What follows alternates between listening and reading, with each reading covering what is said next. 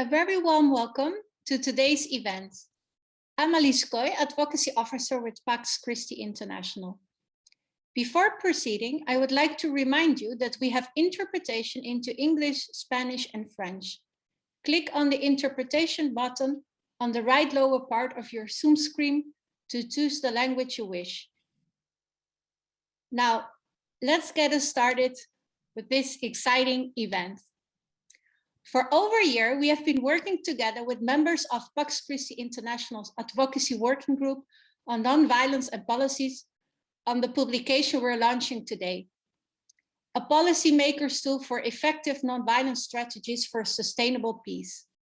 The aim of the publication is to convince policymakers that policies and public budgets promoting nonviolence options should be prioritized in the public sector, as they've proven effective in many contexts around the world.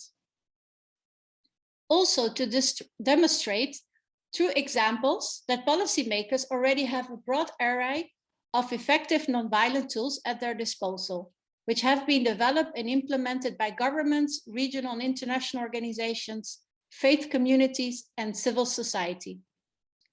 The publication firstly defines nonviolence and just peace in relation to public policies, after which concrete examples are given of effective and time-tested nonviolent strategies in contexts around the world, such as creating spaces for civil society to express views, preventing conflicts through peace education and multilateral negotiations leading to the UN Treaty on the Prohibition of Nuclear Weapons. Several of our national members, partners, and UN representatives have contributed to the publication, showing the strength of being a global movement and that nonviolence is at the core of our work.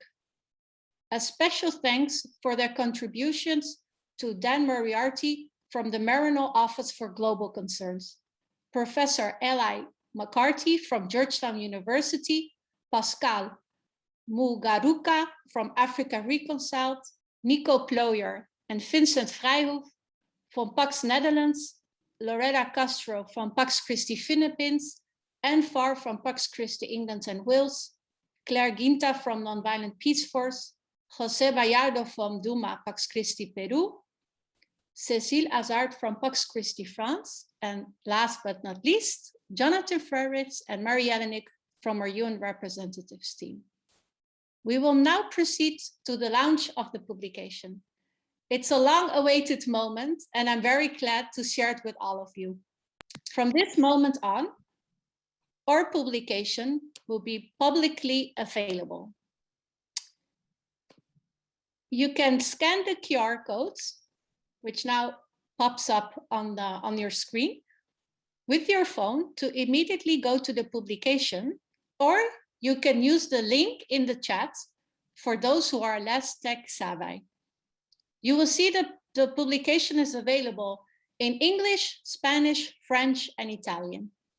We hope you will enjoy reading the publication and share it with your networks, especially at policy levels. To discuss the importance of nonviolent approaches in the prevention of conflicts and working towards sustainable peace, we have for this launch event invited very interesting speakers with policy, civil society, research, and faith backgrounds to elaborate on that. Before proceeding to their presentations, I would like to invite you to make use of the chat in case you would have questions during the speakers' presentations. This because later on there will be a questions and answer session during which several questions will be presented to the panelists. Please note that the event is being recorded and will be available on our YouTube channel. The event is also live streamed on Facebook. So without much further ado, let's start with the presentations of the speakers. The first presentation is by Ambassador Lamberto Sagnier of Italy through video. He should be joining us during the event, so we can see him live during the questions and answer session. His Excellency Lamberto Sagnier is former Secretary General and High Commissioner on National Minorities of the Organization for Security and Cooperation in Europe, the OSCE, From 2008 until 2011, he was the UN Special Representative for Kosovo and head of the UN Interim Administration Mission in Kosovo, UNMIK. From 2006 to 2008, he was coordinator for EU foreign policy, security and defense issues at the Italian Ministry of Foreign Affairs. From 2002 to 2006, he was director of the Conflict Prevention Center of the OSCE. In the video you will see next, he highlights the importance of early intervention in nonviolence, the significance of education in building nonviolent societies, and the often overlooked importance of shared languages. We will now go to the video.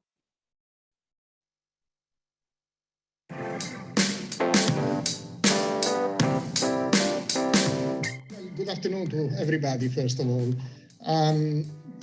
I'm an Italian diplomat. I'm retired now, but I had a kind of an atypical career because I served a lot with international organizations and within international organizations. In the 90s, I was in NATO. I was head of a desk dealing with disarmament and arms control. Later on, and then I chaired some disarmament negotiations around the turn of the century. Then I became director of the Conflict Prevention Center of the OSCE for 4 years. Then I went to Kosovo as head of UNMIK, so with the United Nations there. After that, I was appointed Secretary General of the OSCE, and I did that job for 6 years. Again, working a lot on trying to prevent conflicts. And then for the last 3 years, I was High Commissioner on National Minorities, another very interesting, by the way, conflict prevention job. So when we talk about preventing violence and working to promote, how can I say, a stable environment, a stable society, this is something I've been doing basically all my professional life. So I'm very interested also to share with you some of my own lessons learned and recommendations.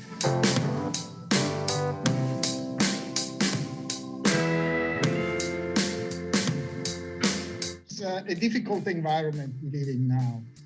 We have seen the return of geopolitics, so there is competition and how can I say, complicated relationships among key international players. We see new kinds of conflicts, emerging conflicts, where it is increasingly difficult to intervene. We see a number of global challenges, from climate change to migration to demographic pressures to even the economic differentials. Are increasingly visible also because of the role of the media, the internet, and all this. So the global village, in the global village, cultures have become closer to each other, but sometimes they clash. You remember Huntington's clash of civilizations. This is a bit different. It's not necessarily geopolitical, but it's there. And so we need also to look at what tools can be used to try to address these things, because challenges are instrumentalized politically, and we see in a number of countries, including my own, there are leaders that are increasingly nationalistic or populistic, and their action is in a way having an impact, a divisive impact on the society. This is something, so if we talk about promoting peaceful relationship and condemning violence, I think that's where we need to start from, the relations within the societies and between the communities.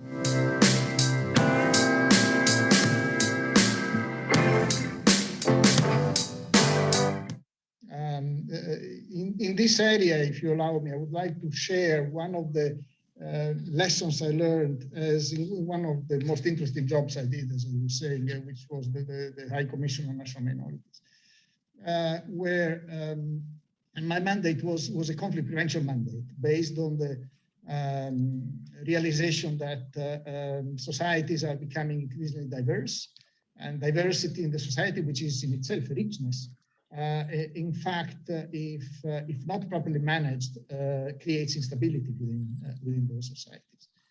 So if we really want to prevent conflict, that's where we need to start. conflict prevention should start at home. And the first tool we need to focus on is education. I think there is not enough investment on education. There is not enough attention. I've seen countries where there are different education systems for different communities. And you see kids coming out of their educational path with very different understandings about the reality where they live in.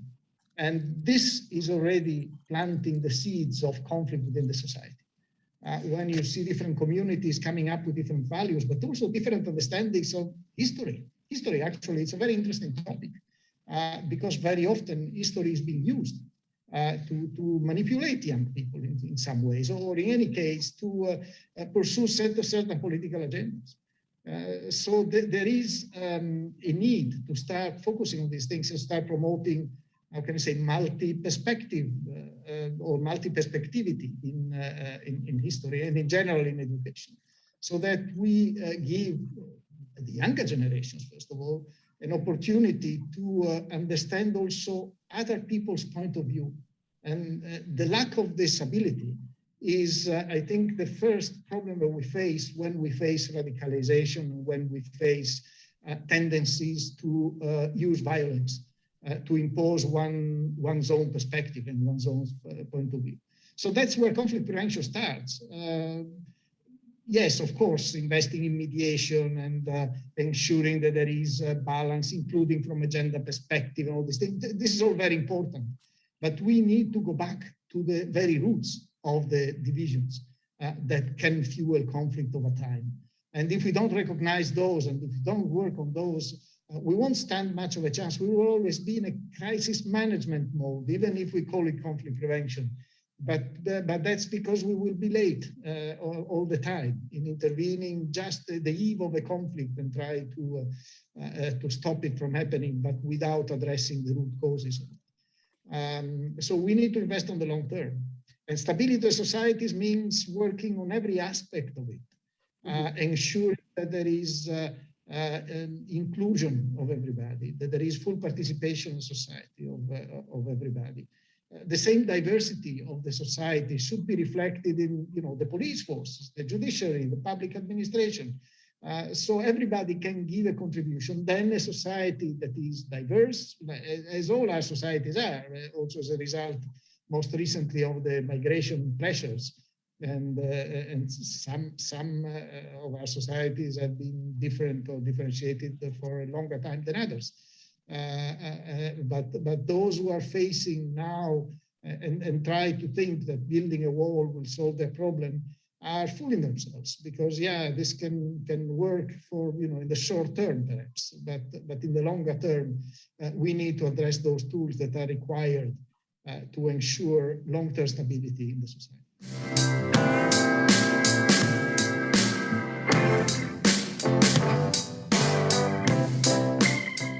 What we need in this environment where, as I say, the challenges are numerous and multifaceted and are difficult to address, is very strong leadership in every area. Now, the religious divides is one of the divides of our societies. So this is where promoting interreligious dialogue is of high importance. I myself attended, as I was Secretary General, an initiative launched by the President of Kazakhstan, who was bringing together religious leaders from all over the world to Astana, now Nur Sultan, after his name. But for an open dialogue. And this kind of initiatives are very important and very useful. But what is required in all these kind of initiatives, as it is also the case of summits of our leaders. Now we have a climate summit coming up. Is beyond the words of the leaders, we need to see also a plan of action and some kind of an agreed strategy being implemented. And this is what very often is lacking, because we hear good intentions and we hear positive, a good how can I say, optimistic view expressed at the highest level. But then when we look at the situation on the ground, we see that little changes. So we need the common engagement of everybody, of all leaders, including the religious ones, in the case of the dialogue, of the interreligious dialogue, but also making sure that what is done, what is said, and what is agreed percolates down the society and is digested and understood by everybody.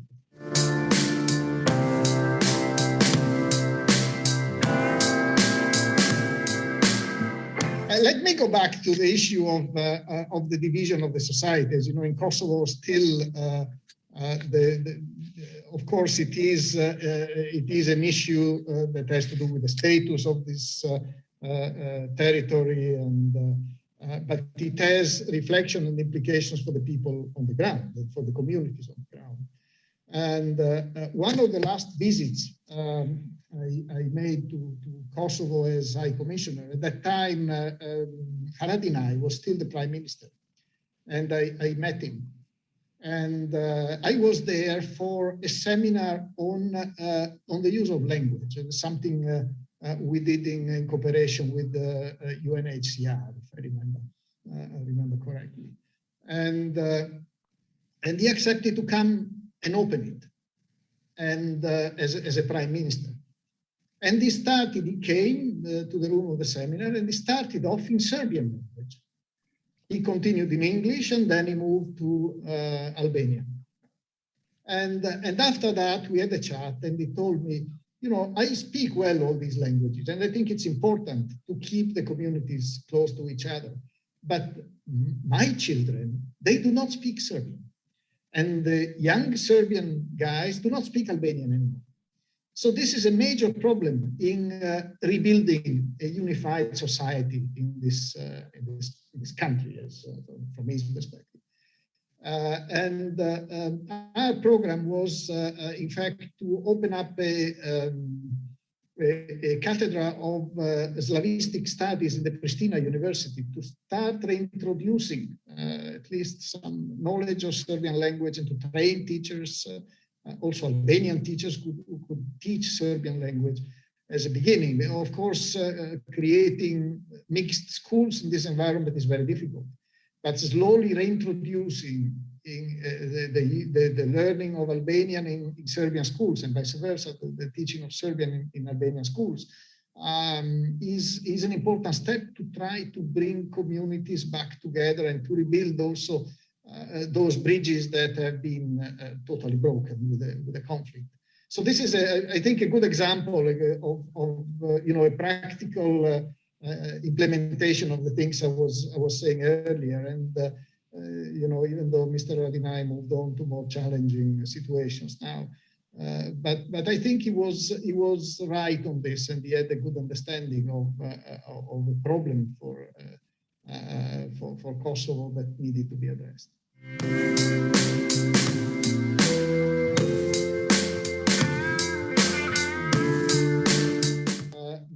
The civil society, which means each of us can make a difference by putting pressure. It's not only through our votes, but also through you know, work of advocacy and our engagement on these issues. We can make a difference if we believe in what we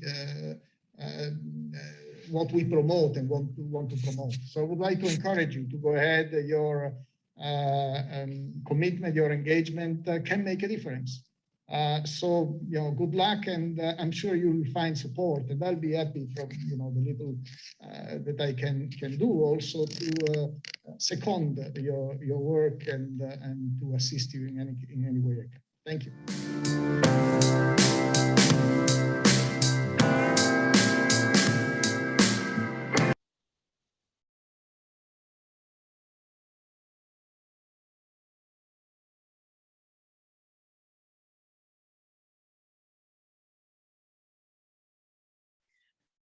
So I hope you have enjoyed Mr. Sanjet's presentation as much as I did. You can really hear he's been working as a diplomat for decades.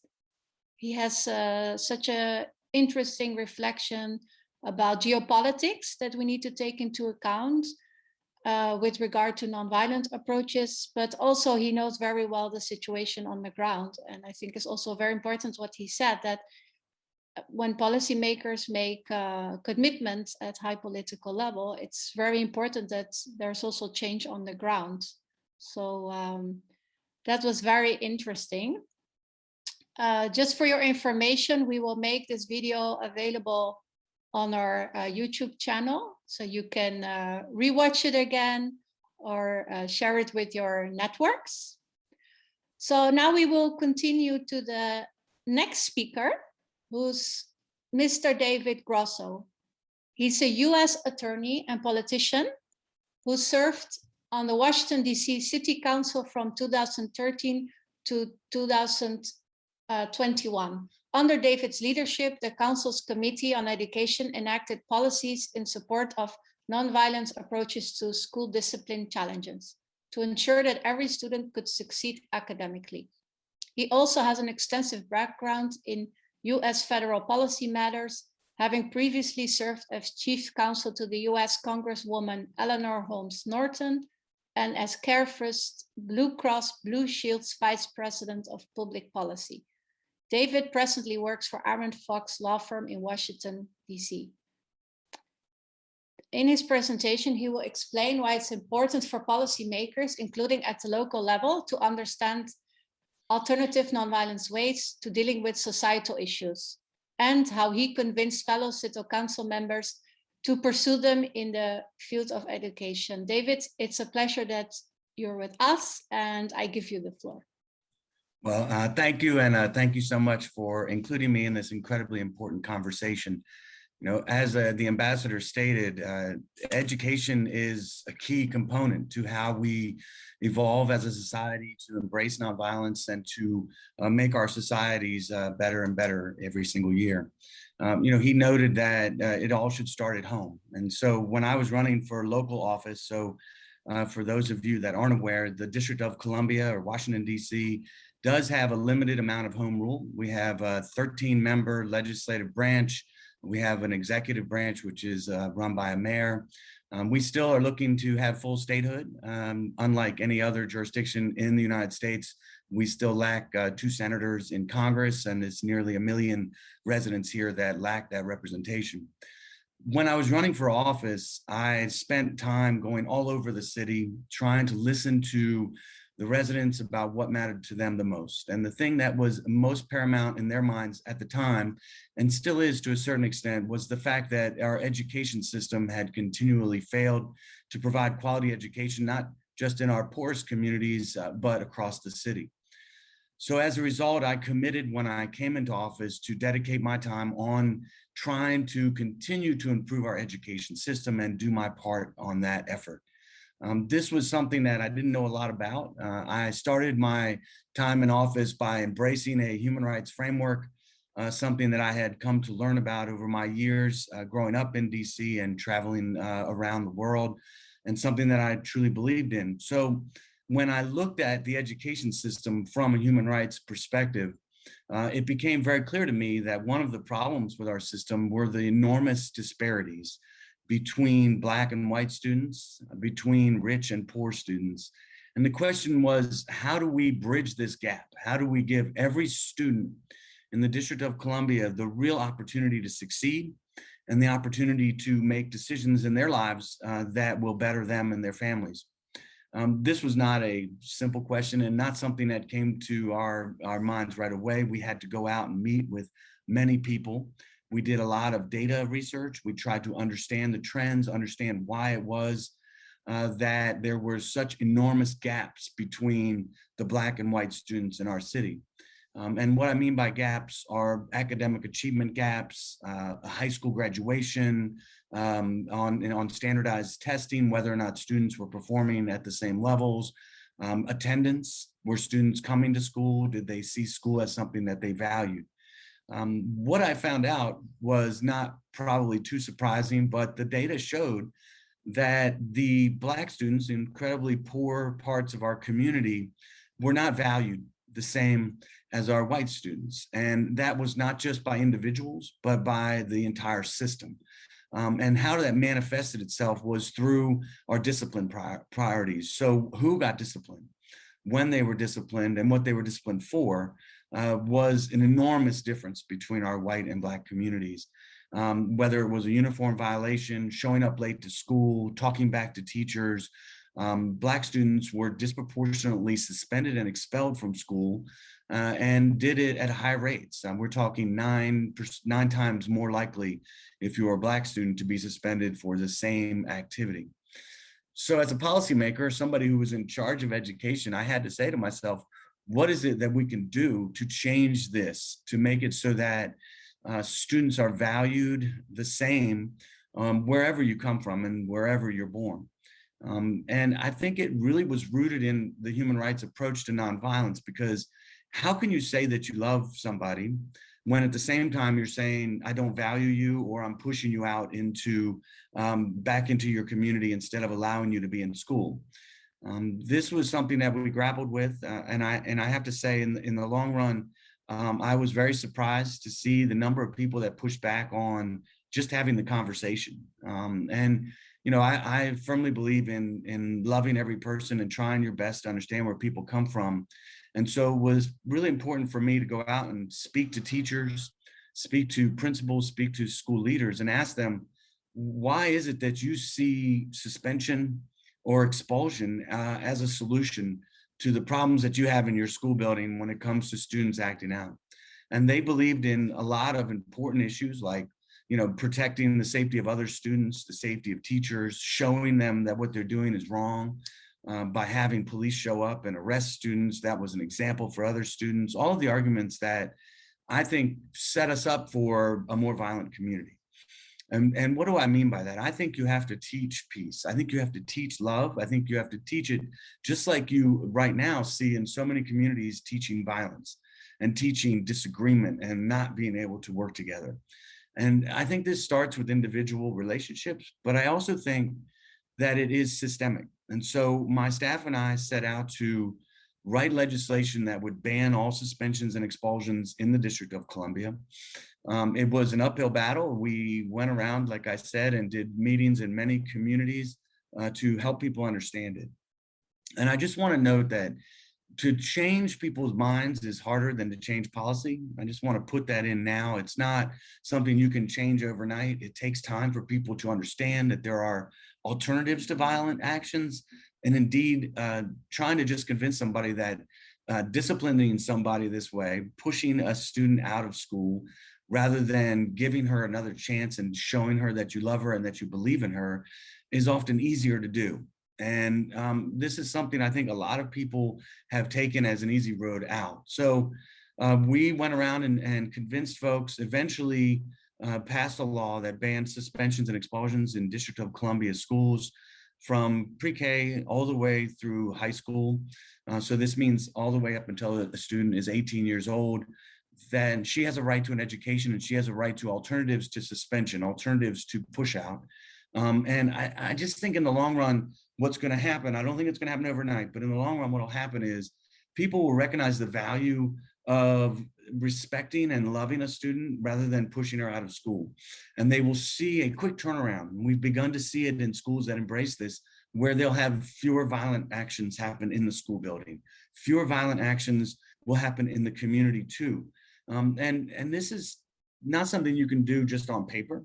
What we realized was that you needed to have strong supports built into it. So we also pushed really hard for restorative practices training, to have trauma-informed schools, and to invest in school-based mental health. Now, when you talk about racism and systemic racism here in the District of Columbia, it is a very violent action and something that causes great trauma. So how do you get past that trauma? You have to provide services. And so if you believe in education, you have to embrace every student's ability and believe in it. And then you have to lift that student up and remove the barriers to success as best you can.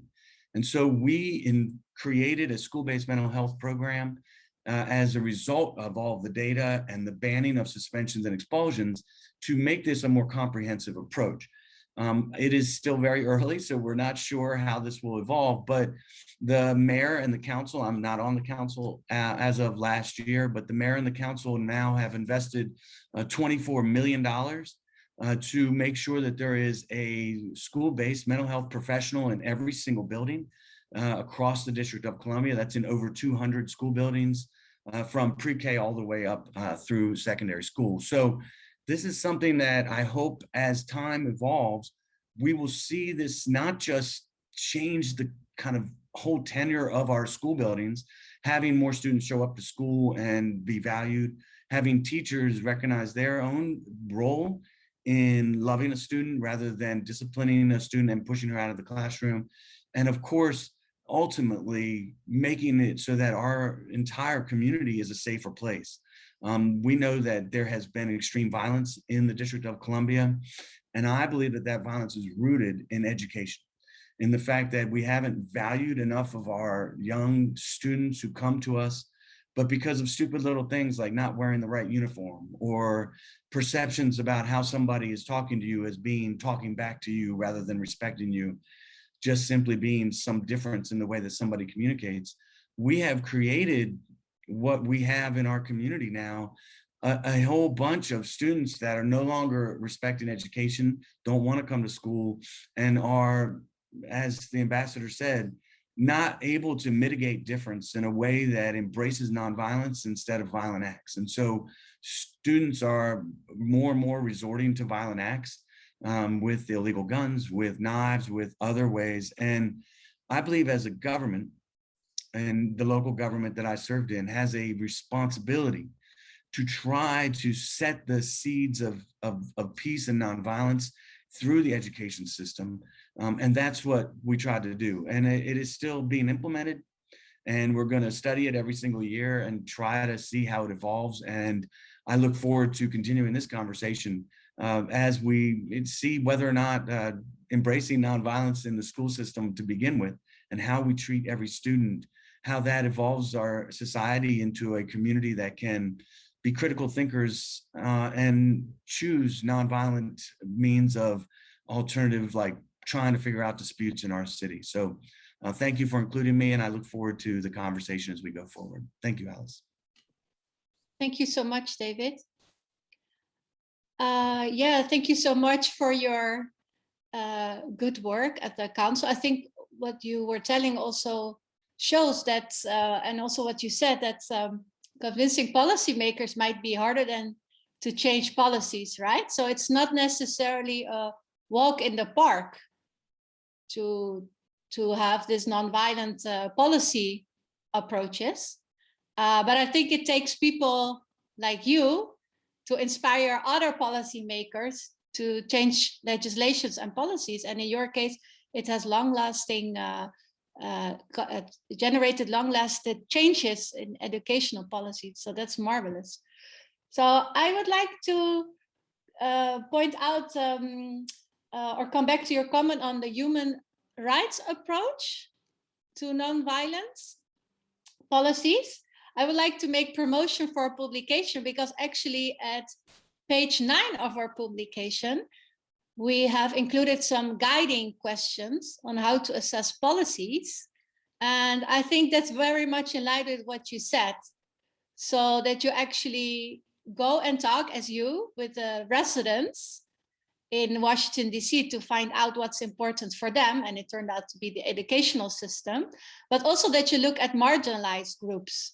So I was very happy to hear that, because that's actually in line with what we are promoting in our publication. Well, if I could just make a comment on that, yeah, Alex, sure. real quick. I'm sorry, but I'll tell you why I did it very quickly. When I was coming into office, I needed something that put kind of guardrails on my decision making. What was it that guided me to make it so that when I was voting, when I was drafting legislation, when I was engaging with the community, what were the principles that I was going to stand to? So who was I and what could we stand for? And that was the framework that we embraced in my office.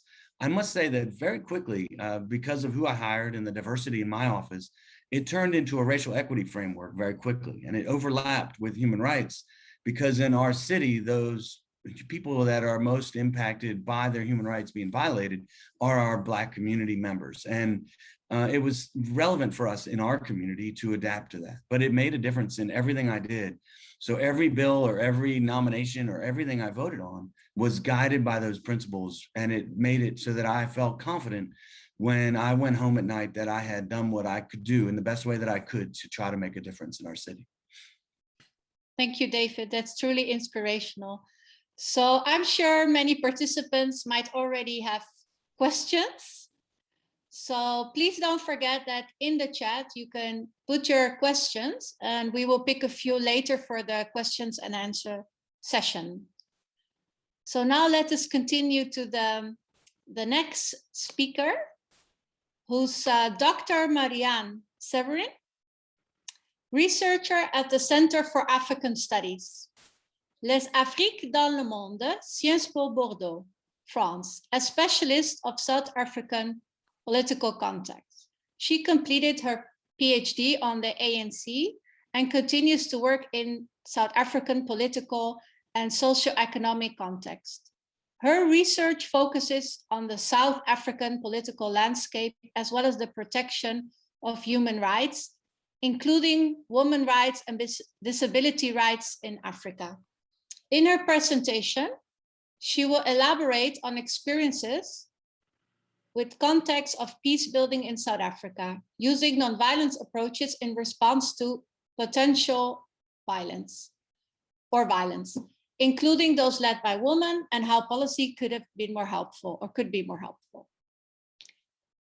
Marianne, the floor is yours. Your presentation will be in French, so I remind people that we have the translation option. The floor is yours.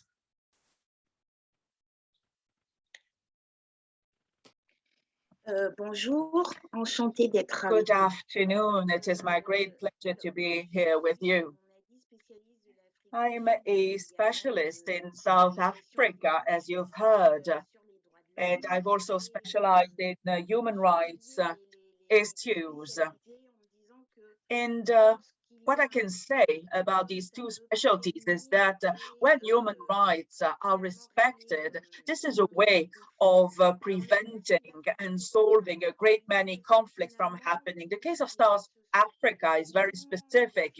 Insofar, it is the women-led movements that made it possible to find tools for the resolution of conflicts. Unfortunately, for the time being, we talk about a war being waged in South Africa insofar as the vast majority of the population, that is to say women, are unfortunately victims of violence, be it domestic violence, physical violence, psychological violence. And we've come to realize since 2019 that there was a steep increase in the number of feminicides.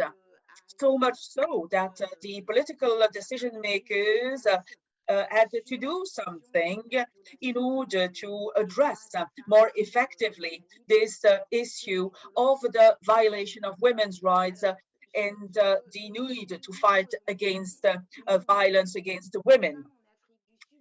Regarding the women's movement in South Africa, it does not date to 1984. One may be tempted to believe that, you know, this kind of movement was born following democratization in South Africa, but far from it. It goes back to the 20s. We realized, together with the industrialization of South Africa, with gold mines and diamond mines are being discovered, people realized that the transformation of the economic fabric in South Africa was putting women at a strong disadvantage insofar as they had to stay home and raise their children. There was a political movement, there is still a political movement. This is the ANC, the African National Congress, that was set up in 1912, but the problem is that it excluded women. Women felt under attack by the political power. This was well before the apartheid regime. And women started, peaceful protests against the government. It was the case in a region called the Free Orange County, I think. This is now the province of the Free State. These women started mobilizing themselves against a pass, a kind of passport that every Black African woman was supposed to carry with her. And during the 20s and even after the 20s, women tended to mobilize against such practices. And the problem is that they were not really supported by men.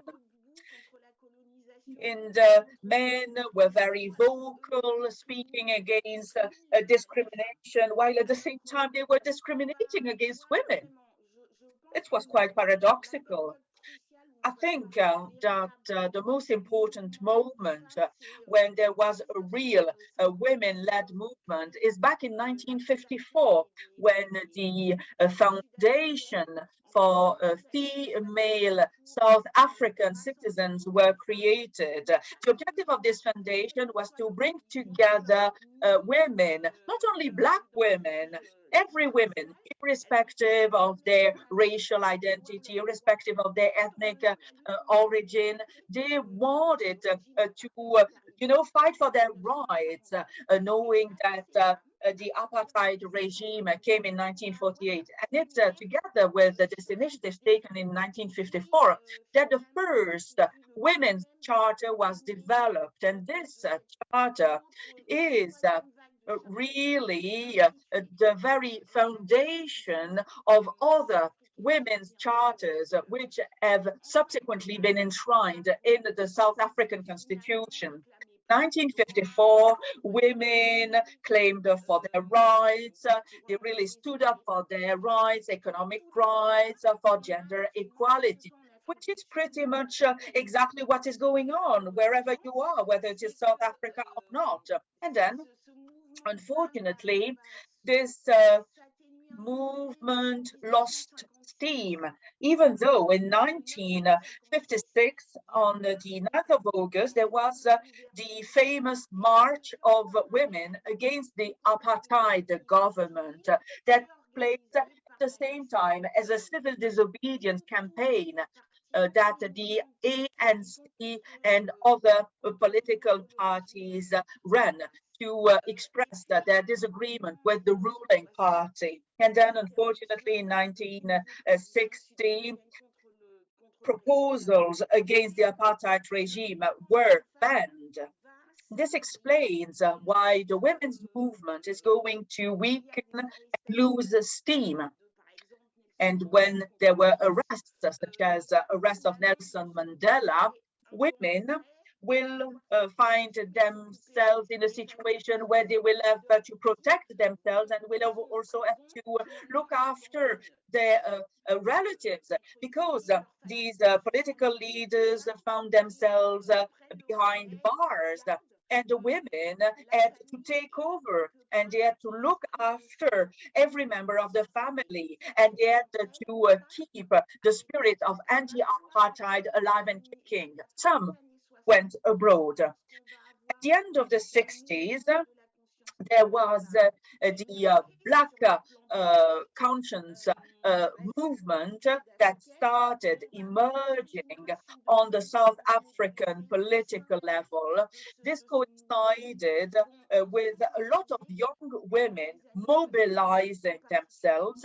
This continued in 1970s and more particularly in 1976 at the time of the Soweto Revolution. Some of them were sent to jail, others went into exile, others started working,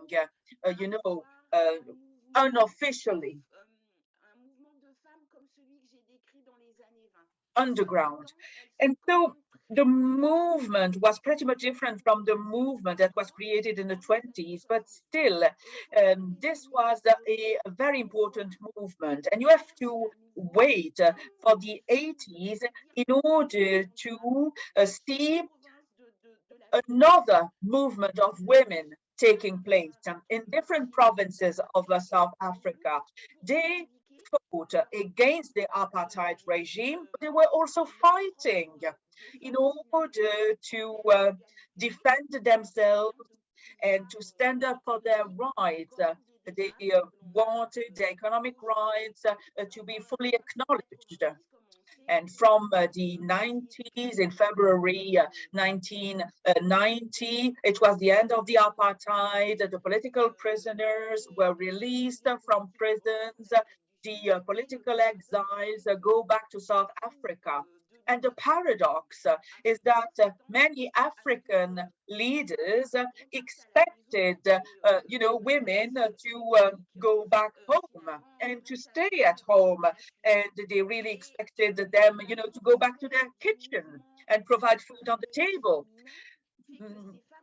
These women at the time, no way, I won't take a step back. And what they say that because of the negotiations taking place between 1991 and 1994, it's important to make sure that the voice of women is heard.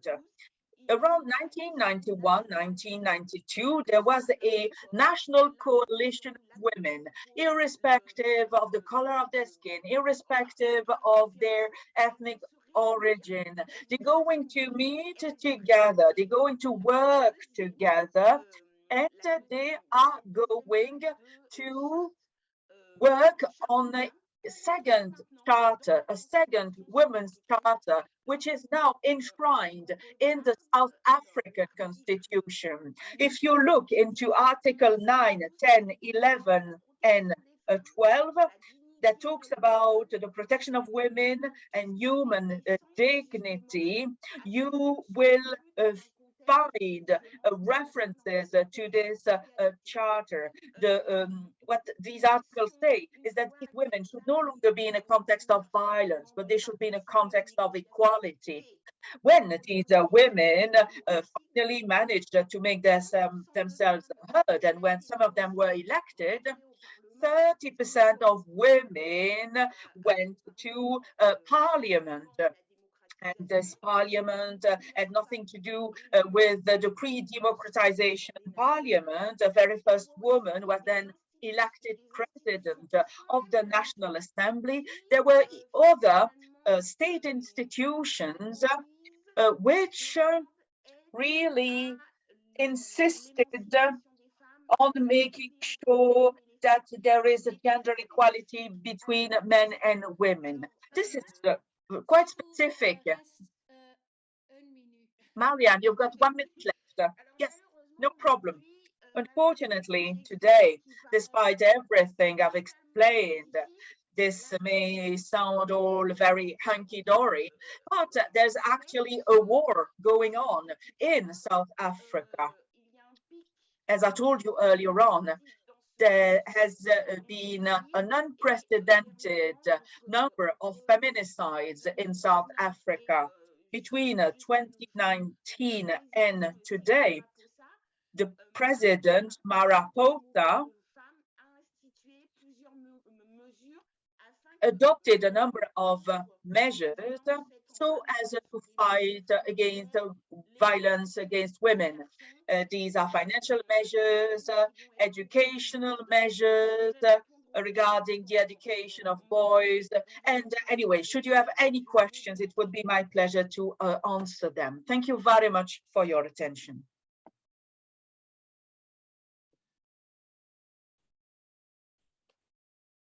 Thank you so much, Marianne. It was so interesting hearing about the women's movement in South Africa, and that the ladies were not okay with being put in the kitchen, but they actually said, no, we're marginalized and we're gonna strive for our rights through nonviolent approaches. and actually that way changing legislation and the constitution. So yeah, it's very important for policymakers to listen to the woman and also take their needs into account. Otherwise, they will show up. So this is very good. And it really resonates also with the work of many Pax Christi members and partners from around the world. Very courageous ladies. So very happy with your contribution today. I invite the participants to let us know if they have any questions to Marianne. And we will now continue to the last speaker, who's Dr. Elias Opongo, a Jesuit priest and senior lecturer at Hekima University in Kenya. He's currently the director of the Center for Research, Training and Publications at Hekima University College. He served for 8 years as the director of Hekima Institute of Peace Studies and International Relations.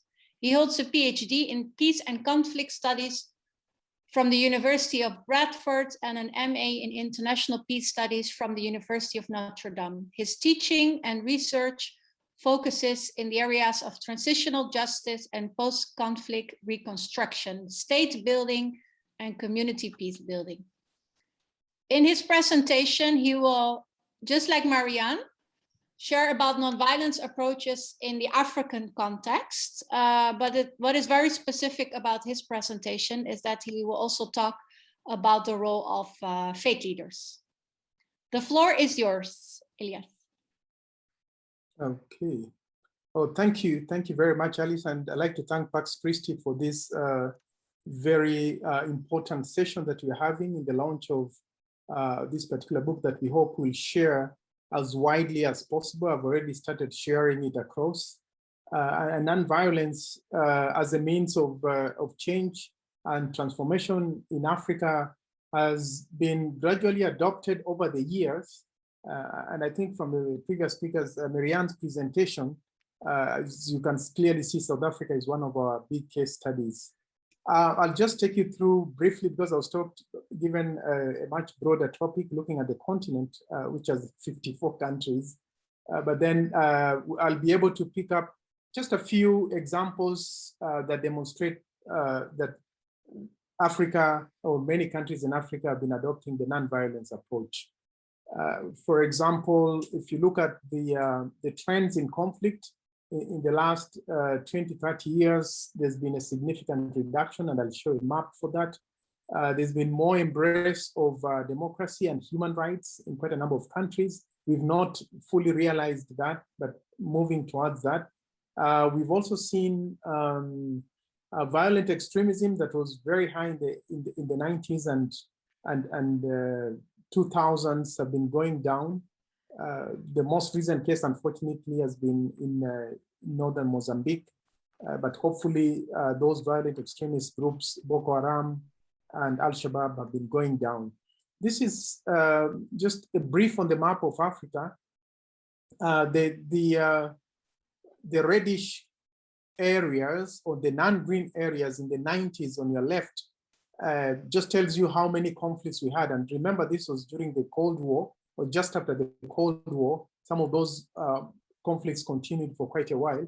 But now in the 2010s, going into 2020, what we've seen is that the continent has been getting greener and greener, meaning less and less conflict, except for countries like South Sudan, eastern part of the Democratic Republic of Congo. Somalia has been a failed state, back and forth struggling to come together, Central African Republic, and recently Chad. And now Ethiopia, unfortunately, in some parts of Ethiopia. Many factors can explain some of these instabilities in a number of these countries, but largely issues to do with governance structure or marginalization, political exclusion, unemployment, and also some mechanisms of conflict resolution that have not really brought the kind of change we wanted to see. In a basic sociopolitical analysis demonstrates toward that there have been quite a number of elections, even in peaceful countries, say like Kenya or Uganda that have experienced political violence during elections. This simply means that there's high stakes in elections, and these, to a great extent, have not been fully transparent, and those political or the democratic transitions have been problematic. We've also seen ethnicization of politics and politicization of ethnic identities, and politicians using that to divide the populations. In a sense, again, rather than leading us towards social cohesion, has dismantled some of what has been built over the years.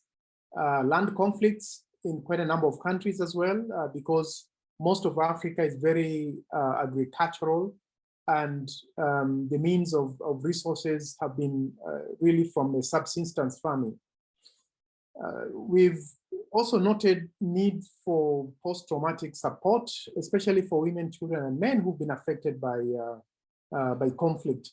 This is an area actually that has been neglected even in peace studies or in peace response mechanisms, and I think we need to highlight that. Socioeconomic marginalization, which has been very systemic, has also been a major issue of concern. It's good to have elections, good to have democracy, but then if it's not addressing economic injustices and moving us towards sustainable development, it creates these cycles of conflict. We also have resource-based conflicts, which has also been problematic. We have issues of reliance on debt or on loans from the northern countries. This has trapped quite a number of countries into debt crisis. Just to highlight, but a few because of time. Just to give you some examples of nonviolent action, we've noted quite a number of increase in the last 5 to 6 years, nonviolent demonstrations in Africa against governments, even those that we consider to be very brutal in the kinds of response you'd expect. There's been a push against life presidencies, constitutional violations, matters of corruption. We've seen large numbers of youth involved in these demonstrations. And some of those nonviolent actions have included human rights advocacy, demonstrations and boycotts, dialogue, mediation, conflict resolution, preaching by religious leaders, and reconciliation. But interestingly, there's been call for functional systems of governance, that election is simply not enough. We need to move more towards peace economics, peace that also takes into account the economic well-being of the person, what Georgia McGinty calls the everyday peace. For many religious leaders, the question of alternative inclusive systems of governance for Africa has been highlighted in a number of discourses. And we've seen large number of people coming out to support that socioeconomic or political inclusion. For example, in Togo, many came out unarmed, fully ready to demonstrate against specific kinds of human rights abuses. And this was the case of a president who didn't want to leave power. We've seen in Mali huge demonstrations again against the president. The president had to step down. Unfortunately, the military took over, and they're in a democratic transition now. That just happened 6 months ago. In western parts of Cameroon, we've seen demonstration against the oppression of the Anglophone part of the country, where the government has committed so many human rights abuses, and other rebel and militia groups have emerged. And many have come out to say that it's not about me speaking English or French, it's about us being Cameroonians. In Kenya, we've seen major demonstrations against police violence. Many women came out deliberately to defend their children who some had died in the hands of the police, and also for them to say that you need to stop these killer cops from committing human rights abuses. So this is strong, and the demonstrations and human rights advocacy have been incorporated in quite a number of constitutions in Africa. Now, because of time, I won't go deeper into that, but just to say too, that many churches, many religious institutions have been pushing for this kind of conversation. And the strong push is that if we don't begin in families, we won't be able to bring the kind of change that we want to bring. So dialogue, right from family, learning how to listen, understand, and embrace. Because of inter-ethnic conflicts and interreligious tensions in quite a number of countries, the promotion of love, understanding, I think a number of bishops' conferences have come out very, very strongly about this, about religious tolerance. And we've seen also other religious leaders do the same. Issues around tolerance, yes, the difference is not a threat. Acceptance of one another, we saw that promoted in South Africa. Currently, there's a strong call for that in Ethiopia, where inter-ethnic violence has been going on in the north. There was a very strong call for that in northern Uganda. We also saw that recently, the case of Guinea-Conakry. Unfortunately, those demonstrations have also ended up in a coup d'etat of that particular government. But yes, appreciation of tolerance. For countries like Burkina Faso, Mali, Niger, where Christian and Muslims have lived together for a long time, and terrorist groups have emerged to bring in divisions, and yet some of the families have members from all the 3 or 4 or 5 different religions, and they're saying that this is going to destroy who we really are as Burkinabe, or as Ivorians, or as Nigerians. And so there's strong resistance to that, and tolerance has been well appreciated despite this. Yes, you have a short time left. Okay, thank you, as well as friendship.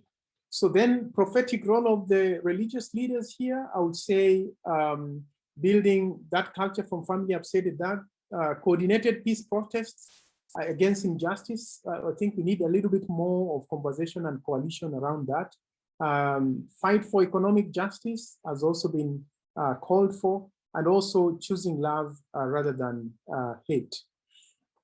So to end my presentation, I would say that nonviolence by religious leaders, or religious response, especially for religious extremism or anything that brings in exclusivity, has been very strongly opposed.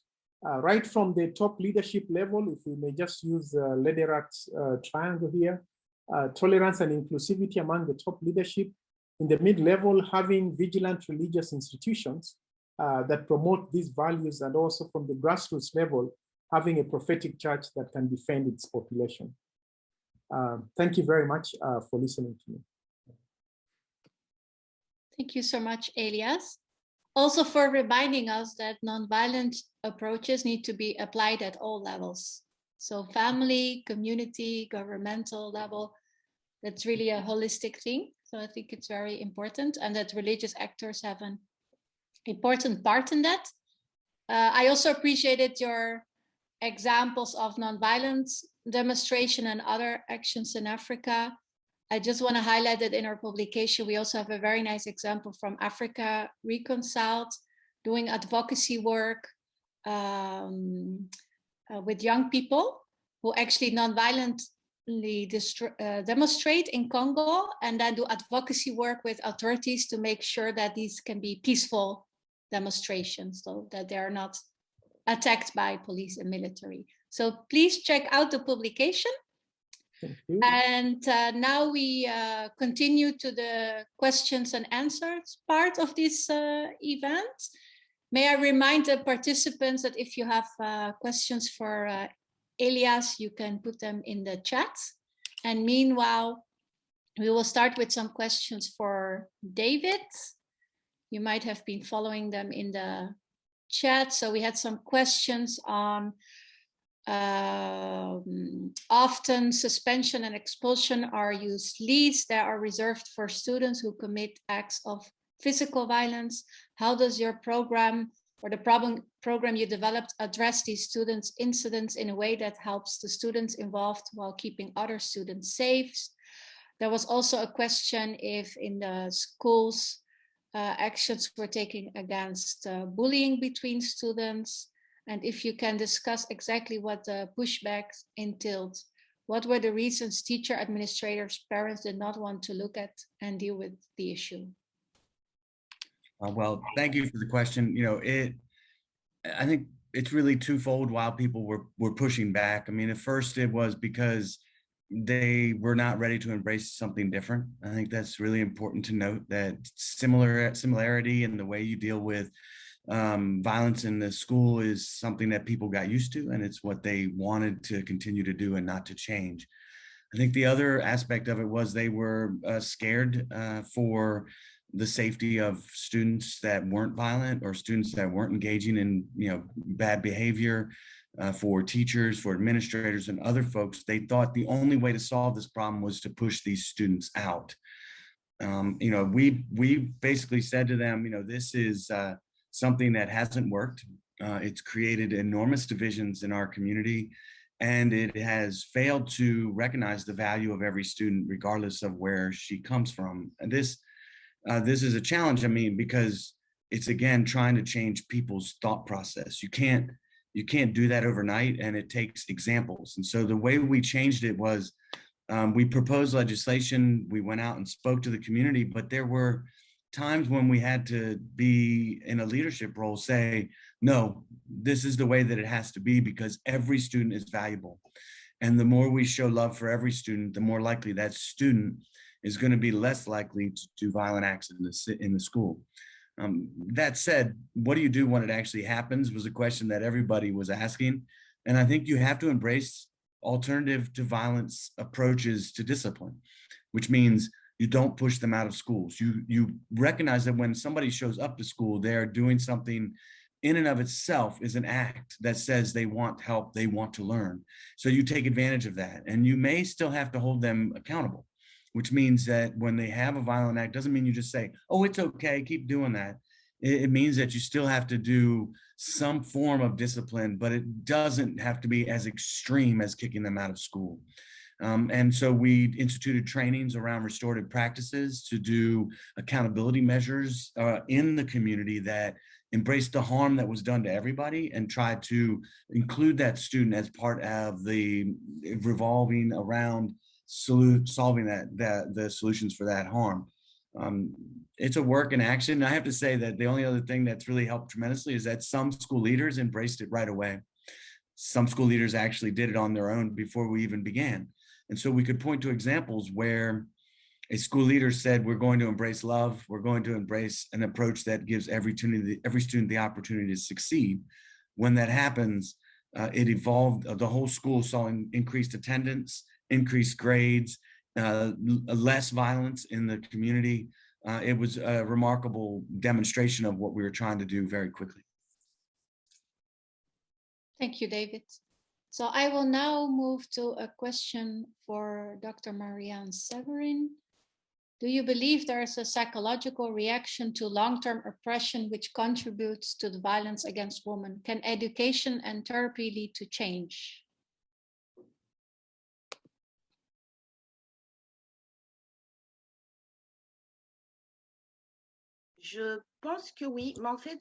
Yes, I think the answer is yes, but I think we should educate the whole of the South African society, not only men, because very often we refer to violence by men, but the behavior of some South African women can also be questioned.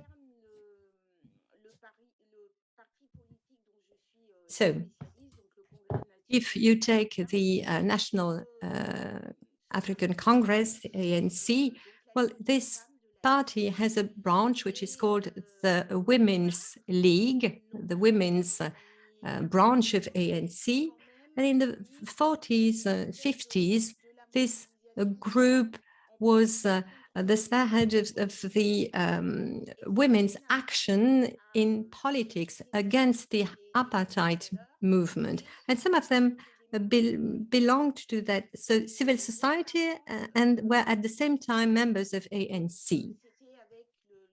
Recently, with the former president Jacob Zuma, for those of you who know South Africa, you probably know about that president who at a moment in time was accused of rape.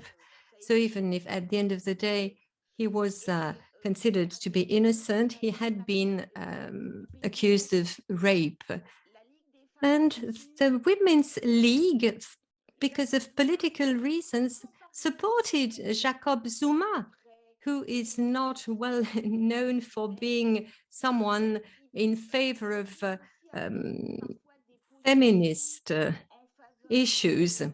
And this Women's League sometimes also supported men from ANC who had been accused of rape or aggressions against women.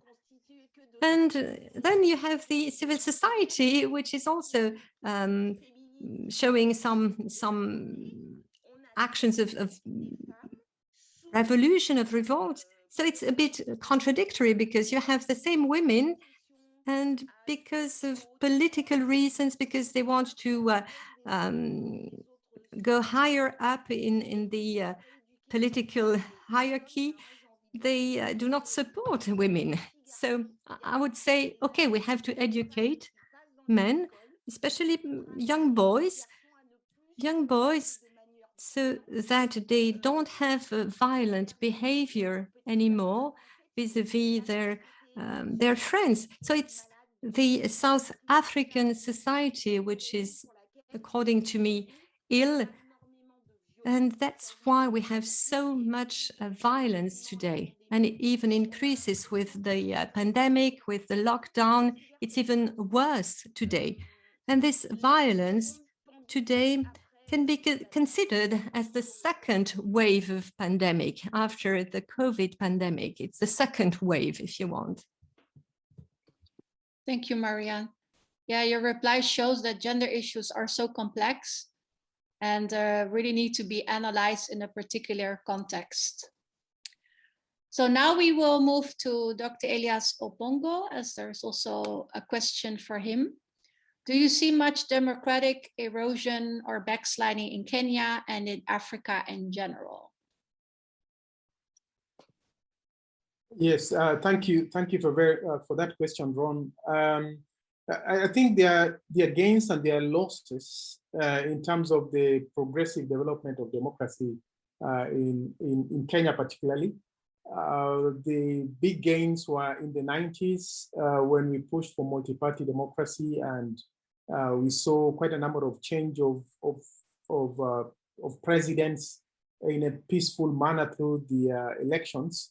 Unfortunately, some of those gains have been retarded by the kind of reactions we've seen from governments, and that has mainly been attributed to maybe unpreparedness of the kind of progressive constitution that was adopted in 2010.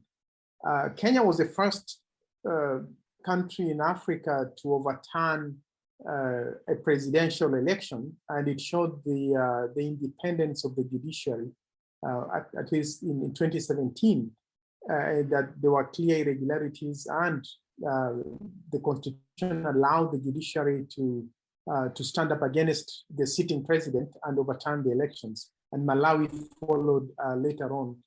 So we've seen that positive gain. We've also seen kind of a push in accountability and also calls against corruption, even though this particular government has been very corrupt and has had quite a number of corruption scandals over the years. So part of the democratic erosion, I would say, is the kind of police brutality that we witnessed in the last election, 2017, and we hope there won't be a repeat of that next year, because a number of police bosses were taken to court for those acts of violence.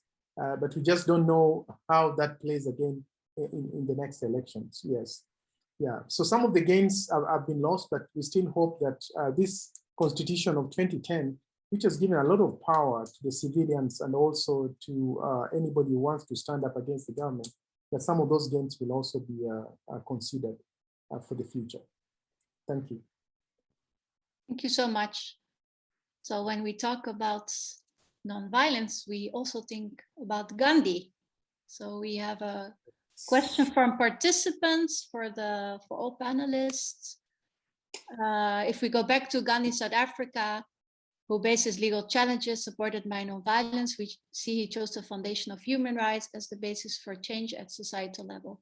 Who among the panelists is exploring this road-tested map given by Gandhi, who demonstrated ecumenical cooperation and internal self-rule? And there's also some reference to language. Shared humanity, human dignity is the term that Gandhi used. It involved into human rights. Who would like to respond?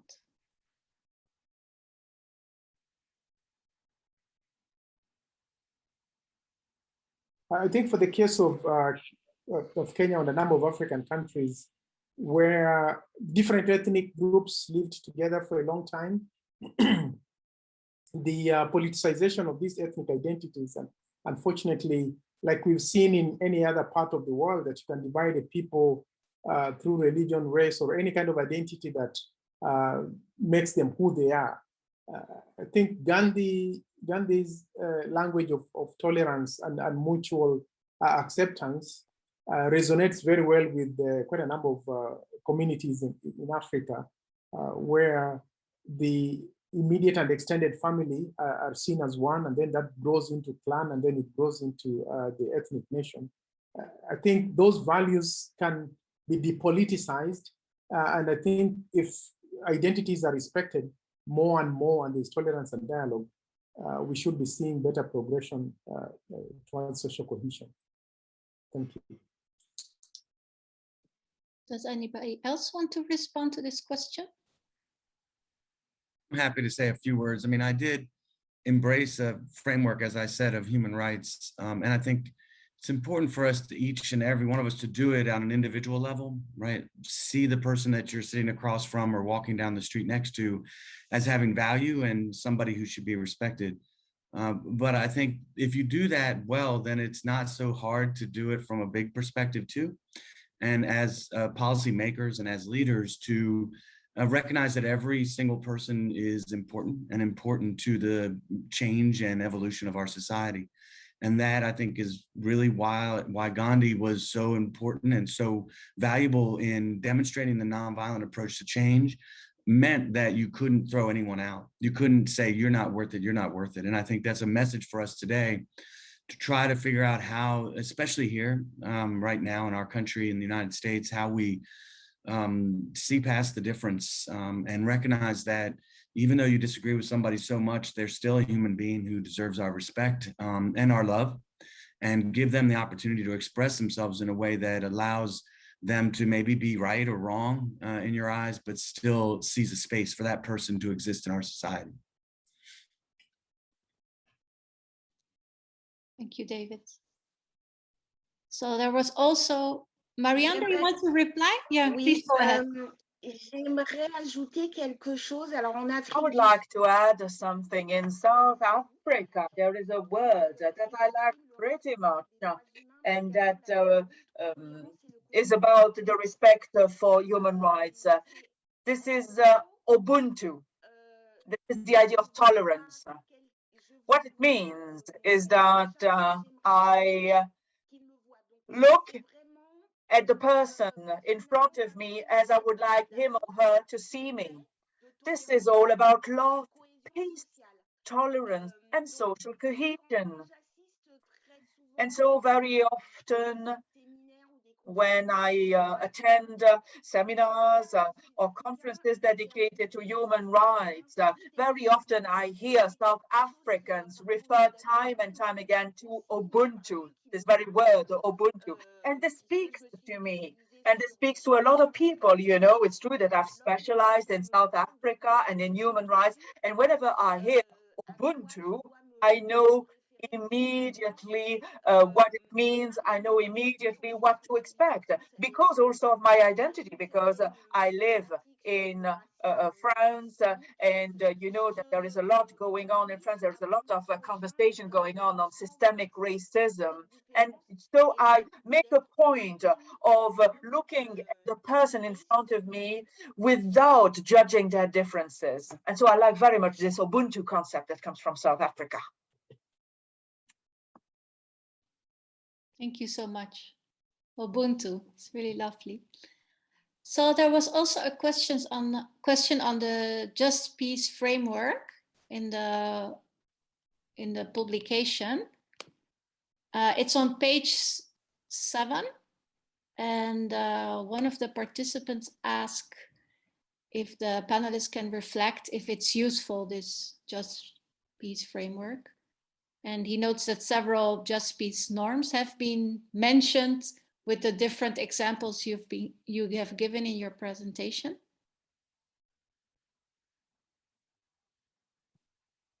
Have you been able to check the Just Peace framework, or maybe this is a good way to maybe do it after the event and check it and take note of it? Okay. So we move to the next question. What advice do Dr. Opongo and 7 have for the USA to become a less violent society? How do we? Okay, I think I had a lot of conversation with my friends in the US during the last elections. And it's kind of teasing that should Kenya come in as mediators at this particular point. But I think it also shows the vulnerability of all kinds of democratic systems that we have.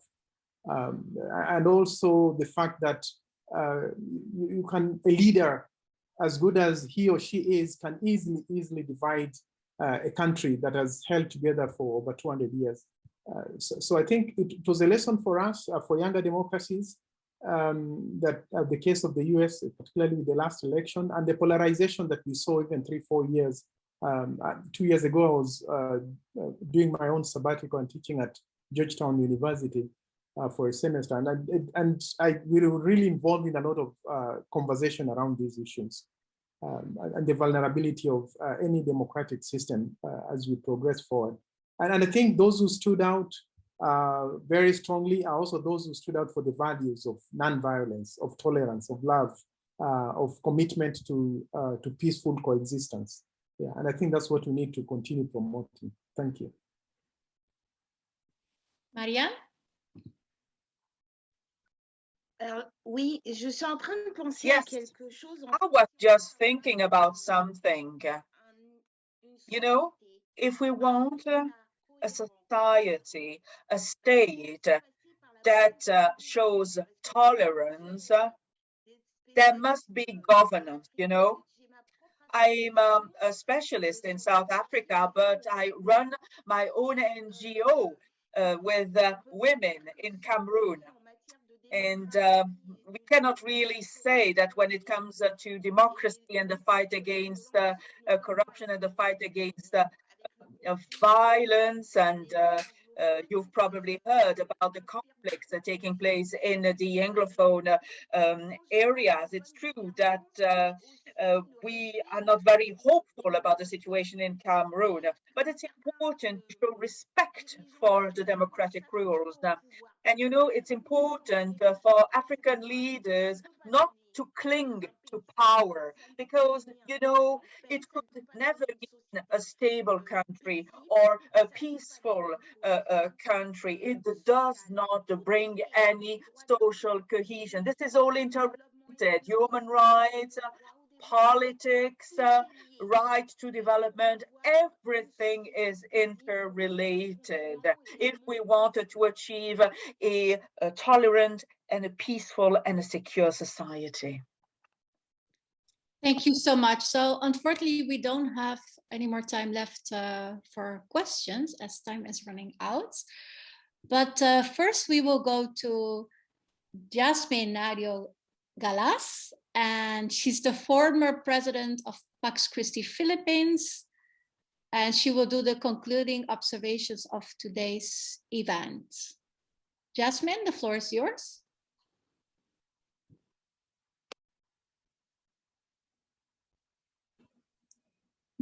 Good afternoon. Hello everyone. Can you hear me all right? Yeah. Wonderful. So, well, I'm thousands of miles away from most of you, and my bedtime was actually 2 hours ago, but I chose to stay awake for this very important event. the launch of Pax Christi International's new publication titled A Policymaker's Tool for Effective Nonviolent Strategies for Sustainable Peace. There are two main things I heard this afternoon or evening from my aunt, from our speakers. And they spoke about, number one, their experiences and or suggestions on how to promote nonviolence. And number two, they hinted or gave suggestions on what policies would be helpful to build a more nonviolent world. What are some of the interesting points that I heard, from this event from Ambassador Zanier? I heard him suggest that we need to start with developing nonviolent relationships. He talked about the diverse societies that, if not properly managed, will cause instability. Hence, conflict prevention is necessary.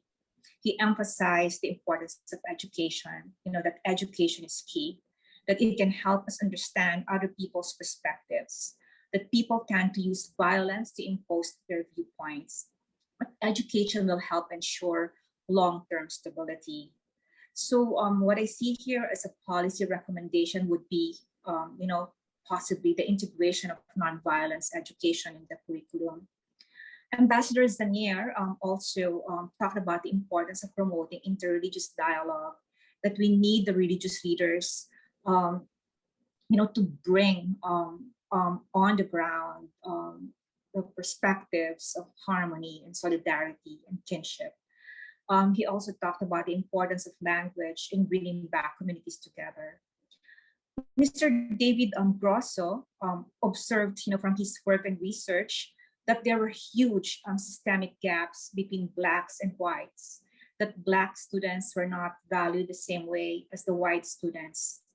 To change people's minds is harder than changing policies, he said. And he said, that perhaps, well, he didn't say, what he did was that he said that he passed a law that helped pass a law that bans suspensions and expulsions, and also promoted, the institution of mental health program for schools that will teach everyone to love a student, value each student, and, a mental health program that will promote the school as a safe space. I think, Alice, these two, are policy recommendations and policy options for us. A law or a policy that will ban suspensions and expulsions, and a comprehensive mental health program for schools that will promote the school as a safe space for everyone, regardless of differences. For Ms. Marian Severin, I heard her speak about the importance of respect of human rights, that respect of human rights can minimize the probability of of war and other forms of violence, that valuing the agency of women in decision making and making change is important in building the culture of nonviolence. And from by listening to her, I saw that there can be policy options here. One would be to value the agency of women. Is perhaps for countries in the world to develop, like, for example, national action plans on women, peace, and security. Another policy option here would be, protecting women's rights and promoting their rights, including, ensuring that women actually have access to education. For Dr. Elias Pongo, he spoke about the inclusive system of governance, the importance of collaborative approach to inclusive governance, and the promotion of nonviolence in the family. So why is it important to adopt and implement policies that promote nonviolent options? Our speakers, hinted, that these are very important. That's very important to promote nonviolent options, because the numbers of those who die from war are staggering, and we all know, of course, that millions of people are forced to leave their homes due to war and other forms of violence. So economically, the impact is also huge. The economic impact of violence, for example, according to the Institute of Economics and Peace, the global economy last year was over $14 trillion. The cost of war supports the case for the adoption of policies that promote nonviolent options to resolving conflicts. Policies always also make a difference in terms of awareness raising and implementation. So in the Philippines, for example, when there was no national action plan yet on women, peace, and security, efforts to implement the UN Security Council resolution were scattered. But as soon as the policy was adopted via a government executive order, foreign missions, government agencies, non-government organizations, international organizations jumped on board and helped with implementation. So with policy also comes funding and budget allocation. So this is very important, really, that we, seriously consider the adoption of policies on nonviolence, so that we'll be able to really make sure that that we actually build a culture of nonviolence, or such culture, because any plan that does not have a budget is like a vehicle without gas. Without gas, it's not gonna run. No, that's not an original. I heard it somewhere else. But indeed, translating proposals into policies does wonders. So Pax Christi International's hope is that those of us who have influential roles in public policy processes will consider adopting, funding, and implementing policies that will promote nonviolent options in response to violent or potentially violent situations. If we are not lawmakers, what role can we play to ensure adoption and implementation of policies? Our speaker said advocacy. That's what the ambassador said.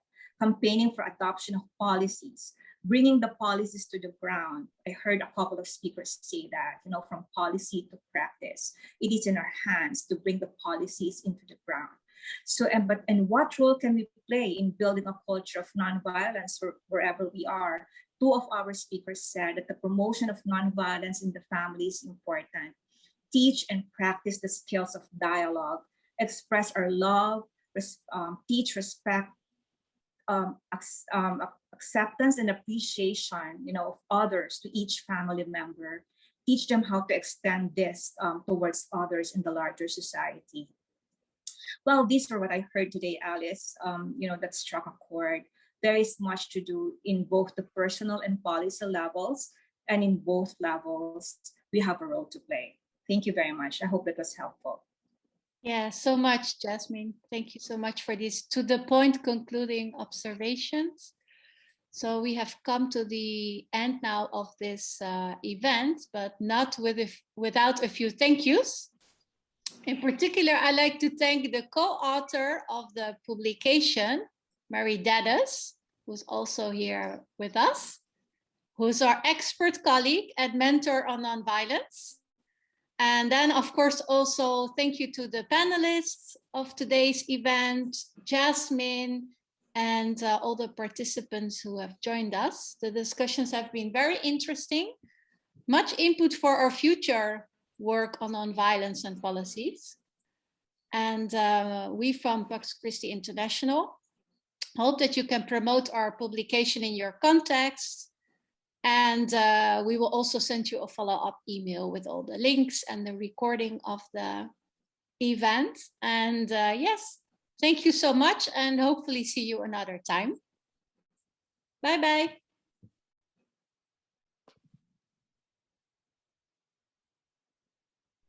Bye. Thank you. Thank you. Thank you.